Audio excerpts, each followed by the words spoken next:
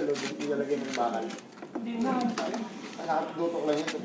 Nakatupi yung parang ilang yun. Kaya ganun lang. Dalawang L. Ganyan. Oo. Hindi yung halimbawa pag pinutol natin yung sidings yung ganyan. Oo. Ako nang bahala Tingin ko na wala ano bakit. Nalubat na yung ilaw eh. Nakailaw na yung likod, tapos nalubat na yung battery. Sabi ko sa kanya, nawala sa alignment yan. Kailangan ng alignment yan, hindi yan basta-basta bangga lang. Ano yan, tulungan ko natin. Ito, sabi ko may tama to.